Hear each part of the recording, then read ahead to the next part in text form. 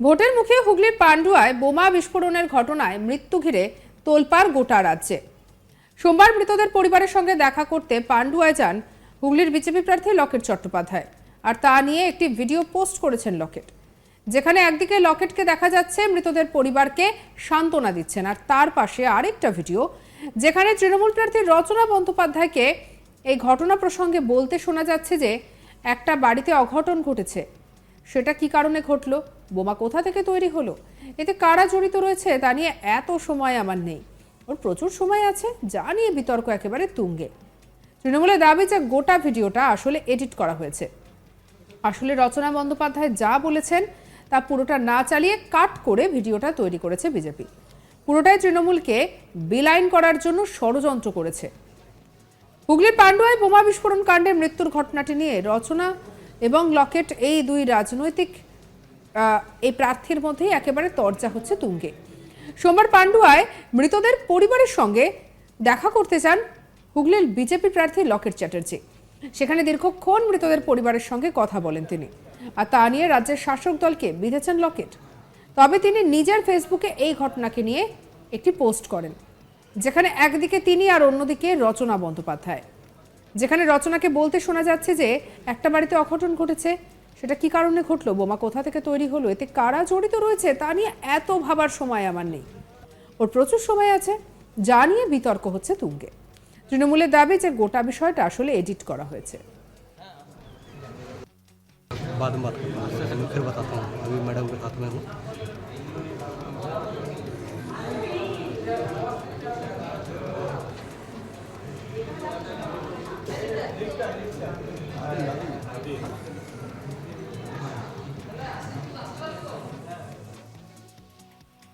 আসলে রচনাটি কি বলেছিলেন শোনাবো আপনাদের। সবকিছু তো ওই প্রশ্ন করছে, ওই উত্তর দিয়ে দিচ্ছে। আমি আর কি বলবো বলুন তো? ওরই প্রশ্ন, ওই আবার উত্তরে দিয়ে দিচ্ছে। সেটা ঠিক কথা না, কিন্তু যার বাড়িতে এই ঘটনা ঘটেছে তাদের জন্য তো আমি নিশ্চয়ই সমবেদনা জানাচ্ছি। ভীষণ দুঃখজনক একটি ঘটনা, এবং যার হয় সেই বোঝে। যার বাড়িতে ঘটেছে এই ধরনের ঘটনা, সেই বুঝতে পারছে তার কত বড় একটা ক্ষতি হয়ে গেছে। সেটার উপরে আমাদের সমবেদনা জানানো উচিত, আমরা দুঃখ প্রকাশ করা উচিত, নাকি সেটা নিয়ে এখন আবার রাজনীতি করা উচিত, নাকি সেটা নিয়ে এখন গল্প বানানো উচিত, বিভিন্ন ধরনের ইন্টারভিউ দেওয়া উচিত। এটা খারাপ জিনিস, এটা ঠিক না। আপনি কি যাবেন এই আপনার যে সভাস্থল হয়েছে আমি সেখান থেকে সকাল থেকে আমি আজকে ধনিয়াখালীতে প্রচার করছিলাম, সেখান থেকে আজকে অভিষেকের সভা ছিল বলে এখানে আসতে হলো। তো আমি নিশ্চয়ই যাবো, আমার দেখা করার উচিত, এবং যাবো নিশ্চয়ই যাবো। কিন্তু সেটা নিয়ে আমি কিন্তু সেই রাজনীতিতে বিশ্বাস করি না, যে একটা বাড়িতে অঘটন ঘটেছে সেখানে তার কি কারণে ঘটলো, তার বোমা কোত্থেকে তৈরি হলো, সেই বোমার পেছনে কারা জড়িত রয়েছে, তাই নিয়ে এত সময়ও আমার নেই, আর ও প্রচুর সময়ও করতে পারে, আমি পারবো না। আর আমার সব থেকে যেটি খারাপ লাগে হচ্ছে, যে মানুষটি চলে গেল, তার বাড়ির কত কষ্ট, তার বাড়ির কত রকম তারা চোখের জল ফেলছে, সেইটা না দেখে আমি এখন কে বোমা তৈরি করেছিল আমি রিসার্চ করবো, আর সেটা নিয়ে আমি পোস্টমর্টম করবো। আর এদিকে এই ঘটনাকে কেন্দ্র করে রীতিমতো রাজনৈতিক চর্চা শুরু হয়েছে। এটি অরিজিনাল ভিডিও, যেখানে লকেট ওই এডিট ভিডিওর সঙ্গে পোস্ট করে লিখেছেন যে নানা সময় নেই, একদম সময় নেই, এক সন্তানহারা মায়ের পাশে দাঁড়ানোর তৃণমূলে বোমা কালচারের বলি বাংলার আরও এক কিশোর। কিন্তু তৃণমূলীদের কাছে এর কি কোনো গুরুত্ব আছে? পান্ডুয়ার এই ঘটনা নিয়ে লকেট কি বলছেন শুনুন। কেউ বলতে পারলো না বোম কোত্থেকে এসছে। এখন শুনেছি বোম স্কোয়াডকে বলেছিলাম বলে এসছে কলকাতা থেকে, বোম উদ্ধার করেছে শুনলাম 4টে, আরো উদ্ধার করছে। যে জায়গায় হয়েছে আমি ওই জায়গায় গেছিলাম, তোমরা যখন লোক বসে আছে ওইখানেই কিন্তু বোম ছিল। 4টায় ঘটনা ঘটেছে, আমি ওখান থেকে বেরিয়েছি দুপুর 2টোয়, এখন গিয়ে বোম উদ্ধার হচ্ছে। তো আপনারা বুঝতে পারছেন, পুরো এই হুগলি পুরো বারুদের স্তূপের উপর দাঁড়িয়ে আছে। মমতা বন্দ্যোপাধ্যায় নিজে বলেছিলেন যে সিজ করা হবে সবকিছু। বোমের তো হেডকোয়ার্টার বানিয়ে ফেলেছে হুগলিকে, পুরো বোমের বারুদের হেডকোয়ার্টার বানিয়ে ফেলেছে হুগলিকে। ভেবে দেখুন আপনারা, আমি তো কিছু ভাবতেই পারছি না। বড় বড় ডায়লগ মারছেন উনি, অভিষেক বন্দ্যোপাধ্যায় এসে ডায়লগ দিচ্ছে আর মার কাঁদছে, নাড়ি বুড়ি বেরিয়ে গেছে, একটা বাচ্চার হাতে কবজি উড়ে গেছে, আর উনি ডায়লগ মারতে গেছেন লক্ষ্মীর ভান্ডার বলে। ভেবে দেখুন যে কতটা একটা ফলস একটা লোক, একটা চিটিংবাজ লোক একটা এরা, যে এ ধরনের মানে মানুষকে কি ধামাচাপা দিচ্ছে ডায়লগ বাজি করে। পাশে নেই কেউ। আজকে মানুষ, আমরা সবাই গিয়ে পাশে আছি, গ্রামবাসী পাশে আছে। রাস্তা অবরোধ করেছি বলে উঠিয়ে দেওয়া হচ্ছে, কারণ অভিষেক বন্দ্যোপাধ্যায়ের সভা আছে বলে। জবাব দেওয়া হবে। আর এদিকে এই বিষয়ে রচনা পাল্টা দিতে ছাড়েননি। কি বলেছেন রচনা, শোনাবো। 5 বছরের এমপি বারোদের স্তূপ হয়ে গেছে, তো সেই করেছে নিশ্চয়ই। সেই যখন এই মন্তব্য করছে যে বারোদের স্তূপ হয়ে গেছে, 5 বছর ধরে এমপি রচনা ব্যানার্জি ছিল না, লকেট চ্যাটার্জি ছিল, কেন বারোদের স্তূপ হলো? সেই করলো, তার মানে বারোদের স্তূপ গুলো কার কথায় করলো জিজ্ঞেস করুন নাকি একটুখানি। বারোদের স্তূপটা কে বানালো, কার কথায় বানানো হলো, কোথায় বানিয়েছে, ডিপোগুলো কোথায়, কিছু খুঁজে বার করুক না একটু। সবাই পুলিশ বা একটু পিছনে লাগুক না। লোকসভা ভোট চলছে আর এর সবের মধ্যে বারবার এই রাজনৈতিক চর্চা একেবারে তুঙ্গে উঠেছে। আর এদিকে হুগলির পান্ডুয়ার ঘটনাকে কেন্দ্র করে রাজনৈতিক পরিসরে যথেষ্ট পরিমাণে সরগরম হয়েছে।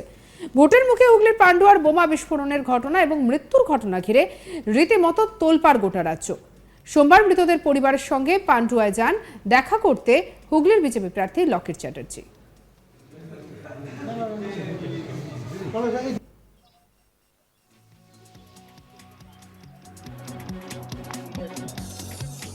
হ্যালো।